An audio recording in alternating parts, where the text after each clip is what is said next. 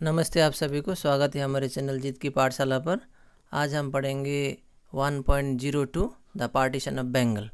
तो चलिए बिना किसी देरी के इस वीडियो को शुरू करते हैं।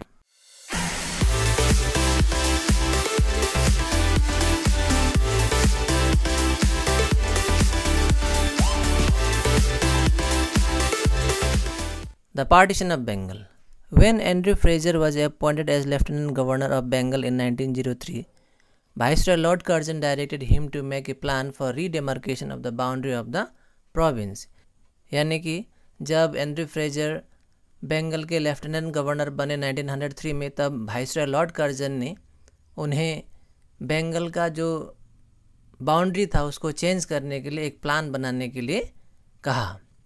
Then Andrew Fraser made a slight change in the previous suggestion of William E. Ward and made a plan for the partition of Bengal.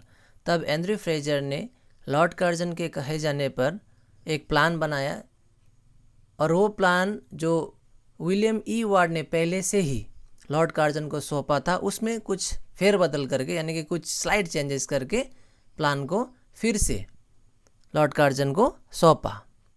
He submitted his plan to Lord Curzon on 28th March 1903 और Andrew Fraser ने Lord Curzon को 28 मार्च 1903 को एक plan सौंपा और उस plan में यह बताया गया था कि किस तरह बंगाल प्रोविंस का जो बाउंड्री है उसको चेंज कर सकते हैं। He suggested to annex Dhaka, छत्ताग्राम and राजशाही total area of 15 district to neighboring state of Assam.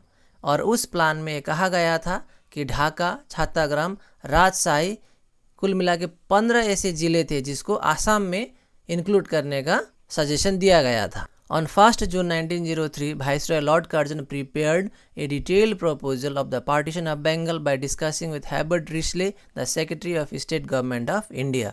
और 1 जून 1903 को लॉर्ड कर्जन ने एक डिटेल प्रोपोजल तैयार किया उस समय के जो सेक्रेटरी ऑफ स्टेट थे गवर्नमेंट ऑफ इंडिया के, हेrbert रिस्ले, उनके साथ डिस्कस करके। इस येलो बॉक्स को भी पढ़ना जरूरी है क्योंकि हमें यहाँ ऊपर में मिला कि किस तरह से जब लॉर्ड कर्जन ने एंड्रू फ्रेजर को एक प्लान तैयार करने के लिए कहा कि जो बंगाल था उसका जो बाउंड्री लाइन है उसको थोड़ा चेंज करने के लिए, तब एंड्रू फ्रेजर ने जब रिपोर्ट सबमिट किया तब हमें मिला कि उन्होंने क्या किया, विलियम ई वार्ड ने जो पहले से ही एक सजेशन दिया था उसको थोड़ा चेंजेस करके फिर से रिपोर्ट को सौंपा था। तो विलियम ई वार्ड कौन थे, इस येलो बॉक्स को अगर हम लोग पढ़ते हैं तो हमें समझ में आएगा। तो चलिए देखते हैं इसको। With a view to expanding tea business through sea roads also the European tea planters put proposal to expand the boundary of Assam up to Chattagram. यानी कि टी बिजनेस को बढ़ावा देने के लिए यूरोपियन टी प्लांटर्स ने क्या किया, एक सजेशन दिया था उस समय कि आसाम का जो बाउंड्री लाइन है उसको छत्ताग्राम तक बढ़ाया जाए। इससे क्या होता कि सी रोड के थ्रू टी बिजनेस को बढ़ाया जा सकता था। Keeping this view in mind, chief commissioner William E Ward in his second tenure put proposal to annex Chattagram, 2 district of Dhaka and Mymensingh to Assam. तो इसलिए टी बिजनेस को बढ़ाने के लिए उस समय के जो चीफ कमिश्नर थे विलियम ई वार्ड, उनके जो सेकेंड टेन्योर में छत्ताग्राम, ढाका और मायमनसिंह को आसाम में इंक्लूड करने का जो प्रस्ताव था उन्होंने ही लॉर्ड कर्जन को सौंपा था। But this proposal would not be implemented due to chaotic political milieu of that period. लेकिन विलियम ई वार्ड ने जो सजेशन दिया था उस समय उसको पॉलिटिकल कंडीशन के वजह से इम्प्लीमेंट नहीं कर पाए थे।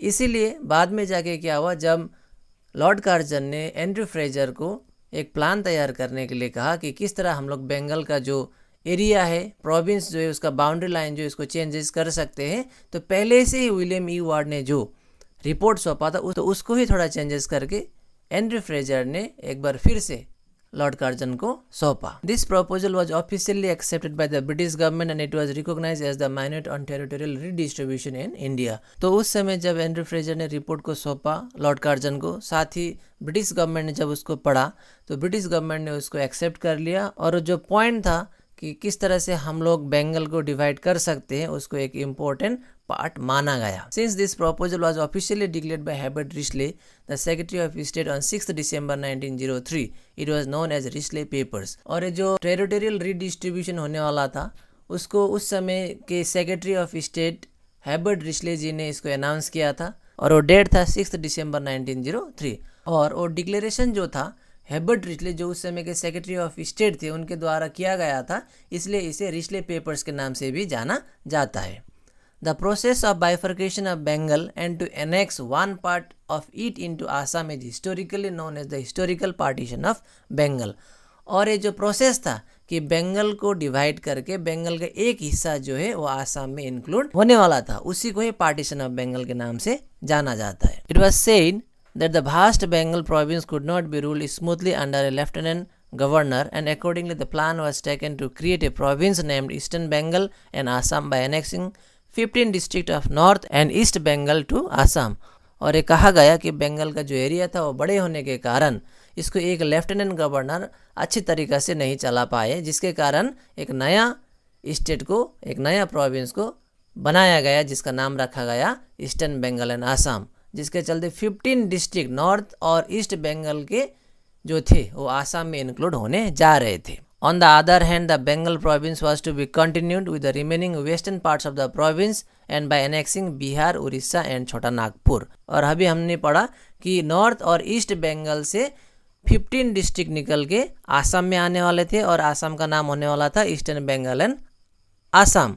और जो बचा हुआ पार्ट था बंगाल का उसके साथ में बिहार, उड़ीसा और छोटा नागपुर को एनेक्स करना था, यानी कि इंक्लूड करना था। Dhaka was to be capital of the proposed Eastern Bengal and Assam.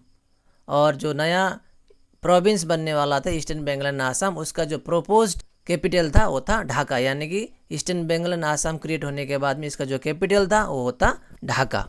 And this propose state had a population of around 3 crore and 10 lakh. और ये नया जो प्रोपोज स्टेट था ईस्टर्न बंगाल एंड आसाम, उसका जो टोटल पॉपुलेशन था वो था 3 crore 10 lakh. Among this the Muslim population was 1.8 crore and Hindus were 1.2 crore. और 3 करोड़ 10 लाख में से मुस्लिम पॉपुलेशन था ये 1.8 करोड़, जबकि हिंदू पॉपुलेशन थे 1.2 करोड़, और बाकी जो पॉपुलेशन थे वो अदर रिलीजन के थे। On the other hand, Calcutta was to be the capital of the proposed Bengal province and it had a population of around 5.4 crores। और बंगाल प्रोविंस जो था उसका जो कैपिटल था वो था कैलकट्टा, और उस समय बंगाल प्रोविंस में टोटल पॉपुलेशन थे 5.4 crore. Among this, Hindus were 4.2 crores and Muslims were just 90,000। और वो 5.4 करोड़ में से हिंदूज का पॉपुलेशन था 4.2 करोड़, जबकि मुस्लिम लोग थे 90,000। But in comparison to the people of Bihar and Orissa the Bengalis were minorities. लेकिन जो बंगाल प्रोविंस था उसमें अगर टोटल पॉपुलेशन का बात करते हैं तो उसमें बिहार और उड़ीसा के लोग के तुलना में बंगाली जो थे वो माइनॉरिटीज बन गए, क्योंकि बंगाली पॉपुलेशन थोड़ा कम हुआ। दो Lord Curzon propose to make the territory of Bengal smaller and territory of Assam bigger for a smooth administration, the hidden agenda behind it also came on the surface। हालांकि लॉर्ड कर्जन ने सभी को ऐसा बताया कि बंगाल बड़ा होने के कारण हम लोग उसको स्मूथली नहीं चला पा रहे, जिसके कारण इसको डिवाइड करना जरूरत था। लेकिन बाद में लोगों को उसका रियल मकसद भी पता चला कि क्यों बंगाल को डिवाइड किया गया। Because the unity between Hindu and Muslim farmers and labourers was a threat for the British, they plan to break the unity by division. यानी कि हिंदू मुस्लिम यूनिटी जो था उस समय वह ब्रिटिश के लिए खतरा बनते जा रहा था, जिसके चलते ब्रिटिश ने क्या किया, डिवाइड एंड रूल पॉलिसी को अपनाते हुए हिंदू मुस्लिम को अलग करने के लिए बंगाल को डिवाइड किया। यह बात लोगों को बाद में समझ में आया। Herbert Risley's letter to Lord Curzon mentioned the united Bengal is a big force, the partition will destroy this big unity।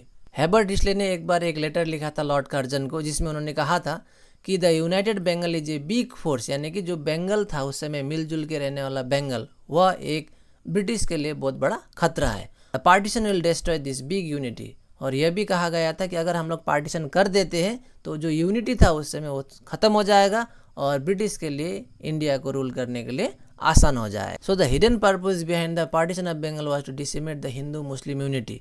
तो पार्टीशन ऑफ बंगाल के पीछे ब्रिटिश का मूल मकसद, रियल मकसद क्या था, हिंदू मुस्लिम यूनिटी को तोड़ना।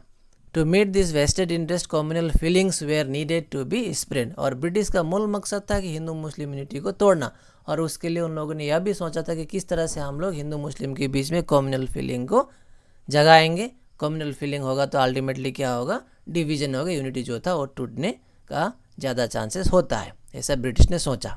Since Bengal was considered to be the center of the Indian nationalism, through the partition of Bengal it was planned to divide the province and to make the Hindu Bengalis and intellectual a minority in both the state. ऐसा कहा जाता है कि उस समय जो बंगाल था वो एक सेंटर था नेशनलिज्म का, और पार्टीशन के चलते क्या होता कि जितने भी नेशनलिस्ट फीलिंग के लोग थे वो दो राज्य में बढ़ जाते, जिसके चलते क्या होता अल्टीमेटली जो बेनिफिट था वो ब्रिटिश को मिलता। इसलिए ब्रिटिश ने क्या किया, पार्टीशन करने के लिए सोचा। The real motive of Lord Curzon was to strengthen the British Empire in India by weakening the politically conscious Hindu Bengalis and thus to resist the growth of Indian nationalism। तो यहाँ पर साफ साफ लिखा गया है कि लॉर्ड कर्जन का जो रियल मोटिव था, यानी कि उनका जो उद्देश्य था पार्टीशन के पीछे, वो था कि ब्रिटिश एम्पायर को इंडिया में मजबूत बनाना। और वो मजबूत कैसे होता, अल्टीमेटली हिंदू बेंगलीज जितने भी थे और जो नेशनलिज्म्स फीलिंग वाले लोग थे बंगाल में, उनको अगर दो भागों में भाग कर दिया जाए, दो राज्यों में भाग कर दिया जाए, तो यूनिटी जो था वो वीक होता और इसका अल्टीमेटली बेनिफिट किसको मिलता, ब्रिटिश को मिलता। Through this plan he try to increase loyalty of Muslim who were politically less conscious and thus plan to sow the seed of communalism in Indian society. तो Lord Curzon ने क्या किया, अपने plan के अनुसार ऐसे मुस्लिम लोगों को ढूंढा जो कि लेस कॉन्शियस थे पॉलिटिकली, और अपने प्रति लॉयल बनाने के लिए उन्होंने कोशिश किया, और धीरे धीरे से क्या कर दिया, कम्युनलिज्म उन्होंने क्रिएट किया इंडियन सोसाइटी में। एट द सेम टाइम ही took it as a weapon to dominate the growing anti British extremist. तो धीरे धीरे से क्या हुआ, लॉर्ड कर्जन ने जितने भी ऐसे लोग थे जो कि ब्रिटिश के खिलाफ आवाज़ उठाने वाले लोग थे, उनको डोमिनेट करना स्टार्ट कर दिया। On 2 February 1905 Lord Curzon sent the proposal of partition of Bengal to Secretary of state for India in London for necessary approval. तो 2 फरवरी 1905 को लॉर्ड कर्जन ने एक प्रपोजल भेजा पार्टीशन ऑफ बंगाल को लेके सेक्रेटरी ऑफ स्टेट जो इंडिया के थे उस समय लंदन में, वो सिर्फ क्या करना था, अप्रूव करने के लिए लॉर्ड कर्जन ने भेजा। On 9 June secretary of state for India John Brodrick approved the proposal and inform the government of India by telegram message. तो 9 June secretary of state for India John Brodrick ने उस proposal को accept किया, approved कर दिया, और British government को जो कि इंडिया में था उस समय उसको इन्फॉर्म कर दिया टेलीग्राम मैसेज के जरिए। On 19 July 1905 the British government of India published On 19th July 1905, the British government of India published this proposal। और 19th जुलाई 1905 को ब्रिटिश गवर्नमेंट जो कि इंडिया में था उस समय, उन्होंने इस प्रपोजल को पब्लिश कर दिया कि बहुत जल्द पार्टीशन ऑफ बंगाल होने जा रहा है। On 1st September 1905, it was declared officially that the partition of Bengal would be implemented on 16th October। और 1 सितंबर 1905 को ऑफिशियली ब्रिटिश ने डिक्लेयर कर दिया कि 16 अक्टूबर 1905 को बंगाल का पार्टीशन होने जा रहा है। The 4 points programme on partition of Bengal declared by Lord Curzon on September 1 was as follows. तो 1 सितंबर को लॉर्ड कर्जन ने 4 points programme partition of Bengal को लेकर डिक्लेयर कर दिया। तो चलिए वो क्या है समझते हैं।